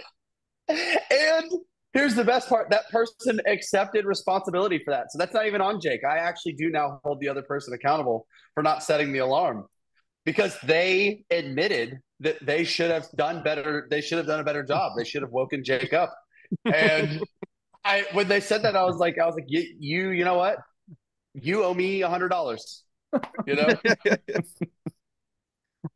No, it was. I'm fucking playing it up, of course. What was though that it when is we that did other that? kid's problem. When we did that aimless talk, you gave Austin a shout out about keep chopping wood. Why did that come about? You remember that? In that aimless When you talk, you're like, keep chopping wood, Austin. oh wait for a second, I thought you were talking about the sign off I No, did in when the I hotel did. room when you came to the hotel room and Well, what are you guys doing in a hotel Oh, room? I got a hotel just room in two Austin dudes, and Two Tim. dudes in a room and one mic. just two dudes. Not even a mic. We didn't even have a No, mic, dude. no. Yeah, I'm sure you could hear the echoes off the hotel room walls. Just the boys podding. I was there. I was at Jake's hotel room till 10:30 at night doing a podcast with Oh, them. don't start with Nothing. me. don't even The start. last Dude. time we did a Velocity podcast, we were there Oh until my- like 1 a.m. We didn't hit record until 10. Bro, we talked so long and then we hit record and then That was talked with for me. y'all That 4 was on hours. mine. That was Yes. on mine. Y'all sober? Oh, yeah. What? Were you sober? Dead Yeah. sober. We were in Wow. Welty's office it was me, Welty, Locken. Who else? Yeah, it's just us four. Oh, his name's Locken. I thought it was Lakin this whole time. Swear to God. Everyone's like, is that his actual? But that's his last I name. also thought Matt Watson's name. I thought first of all, I didn't know his name was Matt. I thought it was McInnes, and not only that, I thought it was McGinnis. So I've been calling him McGinnis Watson for the entire time, and it was only until he came and I met him in person that Jake saw his name in my phone that I had it spelled incorrectly. And at this point, he's in Austin, Texas, dude. We've met. And he's like, that's not his name, right? And I was like, wait, what? What, dude? Yep. Anyway. Jake, did you rip the sauna and ice tub when you were there? At Collective? Yeah. No, I had that suction tube in my arm, so I didn't do anything. Oh, what? Yeah, I was keeping it dry. They gave me like this. It's called Prevena. It's like a patch you put on your armpit. If there's like a stitch, and it consistently sucks the air. If you have fluid, I didn't have fluid, but it just kept it dry. So I had this big like pocket sucking thing. So I didn't do any of the plyos at the seminar. I just stood in the back like I'm better than everyone. You already knew everything. 10, 15 years into the field, Oh. you knew everything. Yeah. Got to Yeah, speak in goddamn. absolutes. I'd be goddamned if I learned something here today. Oh, fuck. I dare you. Try me. Hold up. I gotta switch my camera and then we'll ask the final question. My camera just died. Oh, ew. Ew. I'm so much uglier with this camera, bro. At the phone. Speaking of that, how much better do we look in those clips, Austin, from that podcast booth than we do in actual real Bro, life? it's insane. It's insane. Like I'm uploading those to Tinder instantly. I was like, just those clips, posting the 7 clips you sent me. It's just gonna be my 7 profile dating. I was looking at that. I was like, bro, the lighting, it's so nuts. But it's the same thing like when you look at I was talking about this on YouTube. It's like if you have good lighting, you can look like the most jacked human being ever. Just having good lighting. Like you have velocity type lighting in your gym. Like, Welty, you need to do daily shirtless lifts in your gym just to I get don't the have big makeup enough on you. traps. I don't have big enough traps. Start This is start why with lifting. Hey, Does I can anyone- almost does- snatch hey, the same as you. Real quick, actually, this is the first time Welty and I have also met other than Yes. correspondence and DMs. Does Welty do this thing with you guys where he sends y'all's DMs of different exercises and then just asks for your opinion of it? He does? He At least with Jake, I okay. do. No, you don't do that to me. You haven't done Not that for anymore. like 3 years because you didn't get a good response. No Yeah, response. I tried getting a or- response when you were here last week, and you didn't respond when you were No, here. You send thoughts, question mark. You literally were here for an hour. I was trying to talk to you. You ate rotis, which doesn't miss. Threw it away, Never. took a crap, and then left. And I was like, okay, I guess bye. Recently I've been finding sometimes the rotis, if it's kind of dry, it will miss. Yeah. And that's why I get You have guac. to dip At my it. office. I get guac. You Yeah. get the Yeah, you had guac, guac here. it won't miss. Jake, And you made my you're- fucking office Are you stink. still in Minneapolis? Yeah, I'm going to Boyle's actually on Friday, Saturday, Sunday. Well, I'm speaking at his spring thing Saturday. No. He's in Minnesota? No, I'm going to Boston. Okay, yeah, I was tripping. So you're flying I up. haven't- Okay, cool.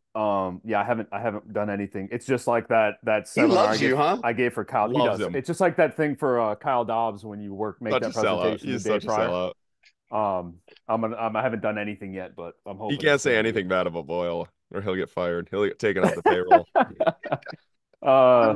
I mean, I'm not like this is the benefit of being in a completely different space of like tendons is like if I'm talking with strength coaches, who's gonna be mad at me about something? Because it's like I just They know can't more. disagree with you. I just know What more. are they going to say? Okay, but Probably- Jake, if you're still in Minneapolis, order a Holy Lands rotisserie chicken. It won't miss. It won't. This 330-pound dude in the sauna, he's like, bro. He sat me down. He's like, "This will be the best thing you'll ever have." And I was, he was so big. I was like, "There's no way he is wrong about this." I went from that sauna to Holy Lands and got one. It's kind of expensive. I think it's like $15, but it comes with like pita bread and Holy Land sauce, Ooh. bro. It's insane. So how did this rotis don't miss thing start? Yeah. So those who have known me and lived in and around Austin and worked with me know that for many years, I have eaten about a rotisserie chicken a day. And while I was at Lifetime, for breakfast, I would eat the thighs and I would have microwavable rice and some spinach. And then lunch, a breast, rice, spinach, and then my second lunch. And then I did that every day for literally 3 years that I worked there because I was fucking broke. And I needed to get my protein up because I didn't want to be a skinny little bitch. I had to eat. And I sure as shit wasn't going to do fucking dishes and meal prep. I'm not doing that, and I'm not going to pay for that. So it was really out of laziness that I uncovered that in the morning before I went to work, I would get a coffee and I would just pick up a rotisserie chicken. It was like $7. And that's that. I would just eat that entire chicken throughout the course of the day. And then I would probably have a protein shake after I worked out. And when I got home at night, I would always have a steak to look forward to. So I'd cook myself a ribeye. I'd call it a night steak. And then I'd go to bed. Okay. So I did that for years on end. And I've got a rotisserie chicken in my fridge right now. And, because no one in my family eats as much as me, and so anyway, I posted it to my story. They were like, how can I get enough protein? And I just said, eat a rotisserie chicken a day. And people were like, what? Like that was like a really crazy thing to say. And then I was like, yeah, I used to eat, I think I typed it out. Like I used to eat an entire rotisserie chicken a day over the course of my first 3 meals for like 3 years. And then from there, I started saying rotis don't miss. You can't go wrong with it. And it's cheap. It's fucking delicious. You know, even if it gets dry, you've left it in the fridge too long, fucking sauce that fucker up. Under those circumstances, it don't miss. You know, Are you guys skin? You eat the skin? I take the skin off. Oh, come Yeah. on. Yeah, I know. I so thought we good. talked about. I thought that was you that did that, which is insane that you eat rotisserie chicken without the skin. Listen, you heard, like, do you guys, like, I'm not well. You know what I mean? Like, I can really push it to the end of the spectrum of suffering and obsession. Like, really, you know? Like, if we just wind the tape back on what I said, bro, I ate a rotisserie chicken every single day for 3 years with no skin. I did that. And not even just the rotisserie chicken, the same meal, bro, 5 days a week for 3 years. I am like, I have like this Rain Man ability when I get something and I run a play. Like, it's like, you know, but I'm not saying it's a good thing. It just is what it is. What was your decision process like there to be like, I'm not going to do the skin? In my mind, I was keeping fats lower. That was it. Because I was putting a little olive oil in my rice, you know, and I wanted to stay lean. I didn't want to have my fats too high. And it worked. I was ripped out of my mind. I was going to say, were you stupid shreddy at this time? I feel like that diet would get you. I was, dude. I had to take my Instagram picture. So I had an Instagram picture from that time up for a while, and it was like black and gray. And it was just like me shirtless, fucking peeled to the bone, boys. I was ripped out of my mind. But like, I don't look like that anymore. So like, after a while, I was like, I got to take this down, because when people see me in person, they're going to be like, catfish them. They're going to, people are going to be like, yo, dude, you don't look like that anymore, dude. You know? And so I actually had one of my pro athletes. He was like, I saw you took that photo down. And I was like, yeah. He was like, you don't look like that no more. I was like, nah. He was like, you did the right thing. Motherfucker. But yeah. So but I was ripped out of my mind. But I have to go because I have a force plate company like unloading all the shit here to give me a demo of force decks, force plate, growing bar, all for free. I hopefully will get a demo for it for a whole month. I gotta go. Plug them, bro. Oh yeah. Welty, I challenge you to eat a rotisserie chicken every day, a whole chicken every day, and do shrugs for the next month. And do shrugs. And measure trap size. We're going to take before and after. We're only measuring. We don't give a fuck about anything else. Only trap size. No, I've known Welty for much longer than you guys. He won't gain weight. I've out-eaten this man. We go to fucking Waffle House at like 1 o'clock in the morning when I drove 16 hours to his place. And he's like, let's go to Waffle House. And first of all, let's max out deadlifts, and then let's go to Waffle House. And we, yeah. Are you going to plug your plyo place, bro? I think it's Valid Performance, like the Valid plate company. There you go. Yeah. All right. See you, Welty. Valid or Vald? Valid, Vald, same thing. Jeez. Not good at spelling, not good at grammar, whatever. So yeah. All right, boys. Tim, I was saying that I've been telling, when I went to Austin, I've been telling my friends it was so nice to know you before the come up, you know. It was so nice to know. I feel like our relationship is much more resilient because of that. That I knew you when you were driving the white Toyota Corolla at Lifetime, dude. And yeah, it was a fucking Yaris. Yaris, yeah. It was a Yaris. Yeah. And it was little. It was so little. And we were boys. We were boys. Approach jump. So I don't even like you because you're big time. I already did like you before. Yeah, we were boys. We were boys before, dude. Wait, Tim, when was your come up? Jake, I don't know. What do you like over the past 2 years? Probably past year and a half. Like, I think dude, summer, when I first came out, you had like 1,000 people, maybe even 1,000, and I'm like, you got the peeled photo on your thing, and like, things ain't clicking for you, and I'm like, man, what's wrong with Tim? But it started to work. Jake said to me before, he'd be like, you know, Tim, we were like, I forget. It was just like us. We were like going to get food or something. He's like, for a while there, I'm like driving. He's like, look at me. He goes, I didn't think you were going to make it.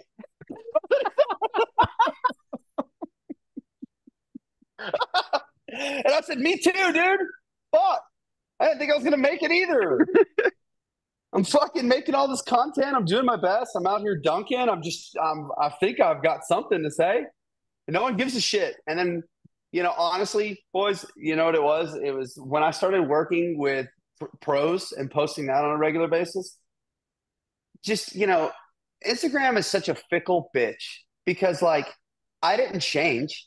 At least, Jake, I don't think I have. I think I'm the same dude, it's not like I've amassed some, like, new incredible amount of knowledge or something, like, I've learned some stuff, but like not like an inordinate amount since I've started working with that population. It's just that people like that stuff and they want to look at it, and it gives you. It's like when I say, "Hey, here's cheat code," and then I have a fucking video of Bijan Robinson saying, "I've been doing cheat code the past 2 years." Like people fucking buy it, And I think I talked about this on your podcast, Jake, where it was like,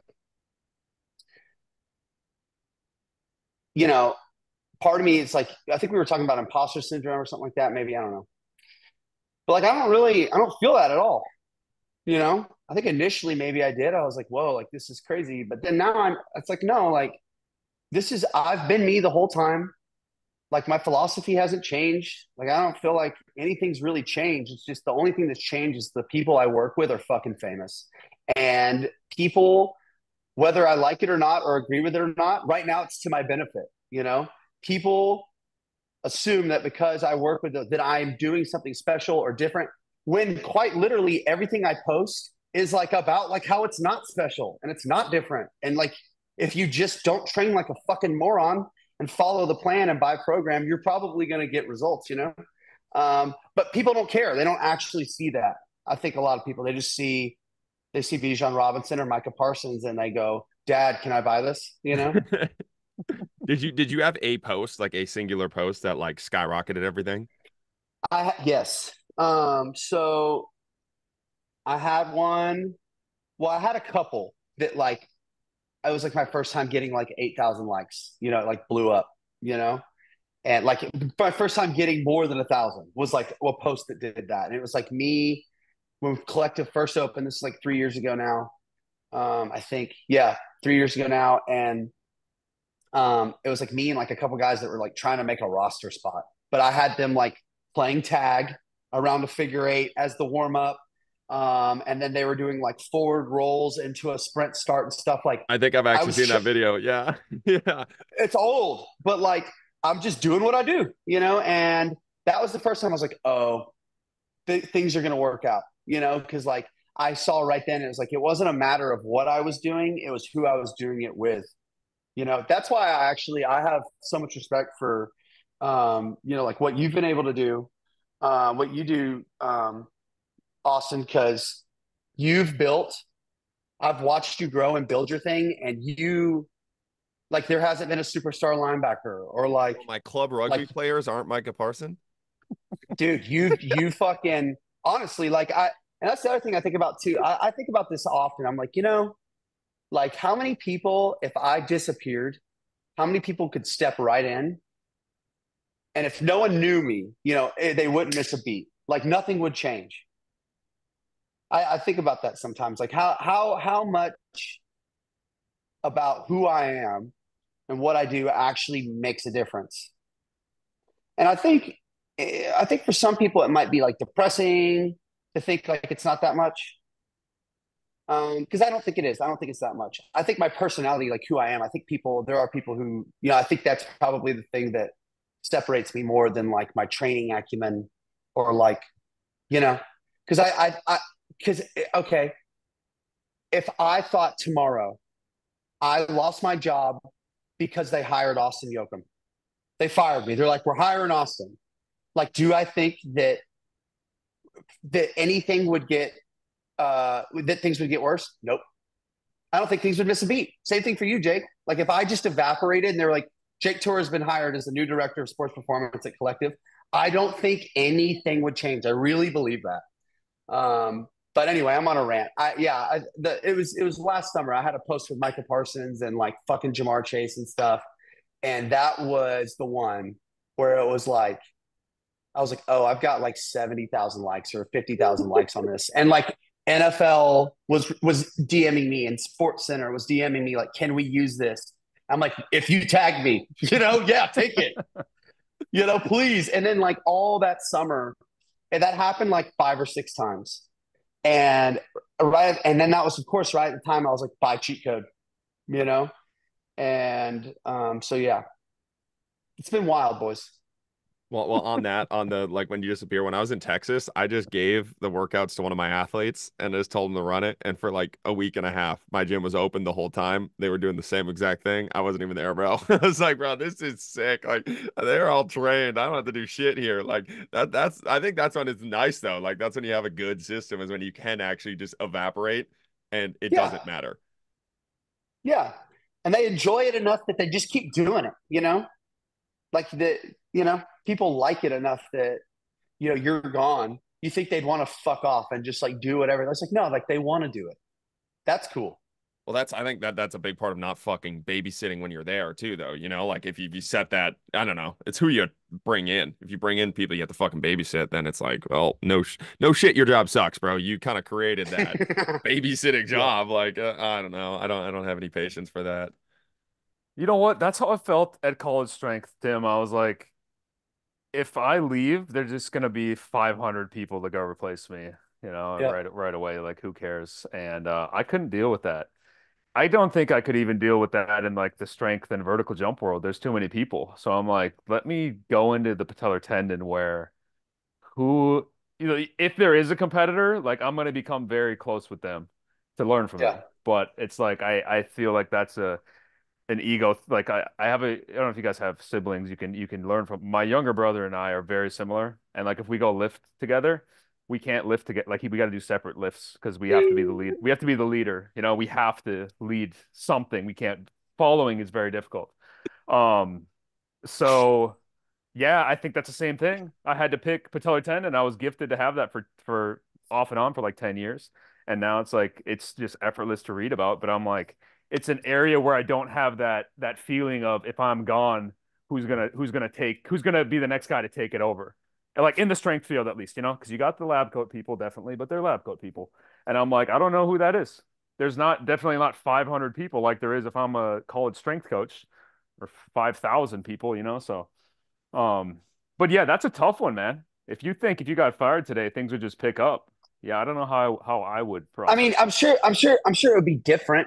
Obviously it'd be different, but like, Mhm. I guess the question is like, do I really think that I'm doing something so special, or like, Yeah, that yeah, you see what I mean? Like, yeah. if Will Rattel, like, if I disappeared and Will suddenly had to run the NFL offseason, would there be like a little learning curve with like getting to know the guys and stuff? But like, eh, all of us know how to do this stuff. Like, I'm training guys that play on Sunday, but that it's not because of something special. It's because I took chances and I met the right people and I ended up at the right spot and then I held on to the spot. You know what I'm saying? Like I don't think people talk about success or perceived success because like I get a lot of DMs where people are like, "Oh, all I want to do is what you do," which is incredibly humbling and like weird. Um, but also too, I don't know.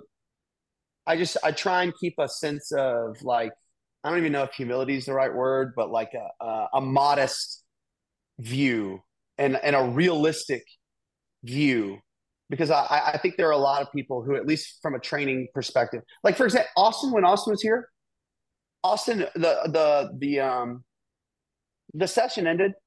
Austin was one of the boys in less than 2 minutes, bro. I mean, just he's sitting down on the ground. We're kicking because that's who he is. That's what makes him awesome. One of the things that makes him great. And like, I think like yeah, I just don't have any delusions about like of like who I am and my role. You know what I'm saying? Do, I think that's a good thing too. do you feel that when I got my job at D1, which was like, okay, mid major, like kind of whatever, but it's like exactly what I wanted, men's and women's basketball. I worked like a decade for this, and a month in, I'm like, this is it. This sucks. Yeah. This Yeah. sucks. And then it becomes, I think then it becomes, I don't know if you relate to this with like working with the caliber that you have, or Austin, you have your own place. I'm like, if that's what you were after the whole time, and then a month in, you're like, I just spent a decade working for this. I just wasted 10 years. This thing sucks. Then Mhm. you have to like create a different reason for it, which maybe for me was just like, I am just trying to entertain myself every day. I'm just trying to have fun every day. I just want to be entertained. And yeah, I think that's what I turned it into, is like I just want to have a good time, because what I was seeking is like kind of wrong, that it Yeah. wasn't all it wasn't all it was built up to be. And then it's like, all right, yeah, I think that's how I manage it day to day even now, is like I'm not going to read hypertrophy or vertical jump stuff, because like I don't care. The tendon stuff, maybe in 10 years I'm gonna be like, dude, I just spent another decade on this and I accomplished what I wanted to. This sucks. And then I go to the next thing. I don't know. Well, that's what the only if I didn't have social media, there's no way I'd still be a coach. There's no way. There's no way. Yeah. It's the same thing. It's like I was talking about this today on the YouTube video, but it's like it's so hard. Once and this is talking from my perspective. It sounds like kind of douchebaggy to say you've accomplished what you wanted to accomplish. It's like, because obviously there's people doing way cooler things. I get that, but it's like once you've done that a couple times in your life, that's the worry that I have, Jake, right now. And I was trying to like work on this thought process myself. Like, I want the goal to pursue something like tendons, to where it's like fucking you put the blinders on and you go master something, because then I'm a menace, because then I'm just an ape. Like I can turn my ape brain on and go pursue something like that, to go climb fucking mountains. Hmm. But it's like I've done it 5 times in my life now, and every time I get to the end, I'm like, well, that was fucking stupid, bro. Like, Yep. what was the point of doing that? Like, so I Mhm. don't know. That I've been really thinking about that thought. It's like this quarter life crisis. I'm like, man, but then the social media aspect of it is like the entertainment. That's what I enjoy. I like the creative process of making something, of telling a story and keeping it in there, but the actual, like, okay, do I go become the tendon, like a tendon guy, the Division 1 coach, whatever it is, like, I don't know. I feel like I've done that enough times where I'm like, man, once you get there, it's like that was fucking pointless. And now it's like starting the next journey with knowing at the end it's not going to be the answer. You're like, fuck. It's not going to be enough. It's It's not. not It's going to be not. enough. It won't be. It's not going to be like, because dude, if you had told me, that's the other thing. And like you, Austin, I've learned this lesson over and over again, and I still fall prey to this. I fall asleep to the idea that this time it's going to be different, you know. But like, I if you told me 3 years ago that I'd be doing what I'm doing in my Instagram, I remember I did a fucking mentorship with Pat Davidson. Okay, he had a mentorship he did online, like right after COVID, or like during COVID. Actually, I think it was, and he had everyone write out their 5, 3, and 1 year goals, which I'd never done before. And I also like would roll my eyes at. I know for a fact I've accomplished all of those things I wrote on that paper. I wanted to work with pro athletes. I think I just said I want to work with athletes. I want to have a healthy relationship, and I want to make X amount of money, and I want to grow my social media and have a product to sell. Those were the things. And I don't even know at what year markers, but like I have done all of those things, and like now, like I get bored. I get bored at work all the time, dude. Like I have an intern I pay. I'm like, you do this session. I just pay him, and I'll go sit somewhere else and work on other stuff. You know, because I've been working with the pro guys for like 2 years, and someone's gonna hear this and think I sound like a total asshole. You know, because like I'm talking about being bored with the dream that they want, but I'm telling you, if you're wired like me, like it, if you're putting your stock and that you're gonna be happy and that everything is going to be, as it should be when you arrive at your destination, you're going to be sorely disappointed. You know, I'll say that like the thing that's been as corny as it sounds, it's like the thing that's been most worthwhile is setting a goal which felt impossible. Like I dropped out of high school. I had to get my GED. Like I'm not. There are a lot of reasons why maybe I shouldn't be here, but I'm here and I did it. And like going through that process and like growing and becoming, doing the things I had to do to get to that spot, that all that shit is actually what's worthwhile. Those are the things that give me like confidence and self-esteem and a sense of responsibility and self-worth, like that I'm able to do difficult things and I'm willing to put myself in those positions, not because they materialize or not, and certainly not because I'm actually happy with them when I get them or not, because half the time I'm fucking cranky anyway. I'm like, I don't want to fucking be here, I have to choose to be happy a lot of the time, yeah. Well, that's the thing that scares me too recently. It's like before I had to like go read all these books and like learn how to do social media and like go through all of that process. And so it forced me to be on top of my shit because my base level was not enough to like make it without it.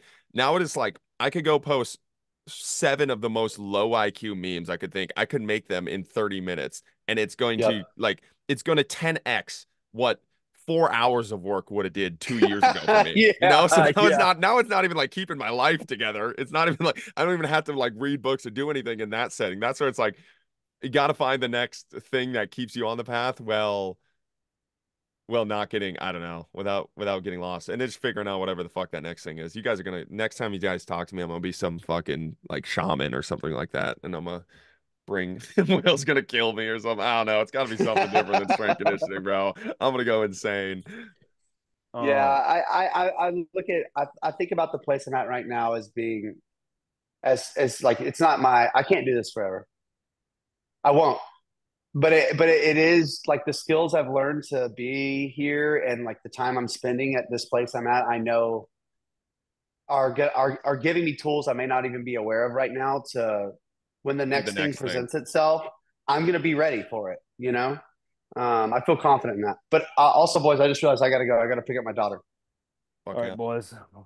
Boys! Bro, we did 1 hour and 57 minutes recorded. That was pretty good. 1 hour, yeah. 57 minutes. That Shout was out good to stuff. anyone who listened this long. That's fucking epic. Oh, Let's go. everybody, Later, they better guys. listen to this song, bro. You guys got anything? Any goodbye message?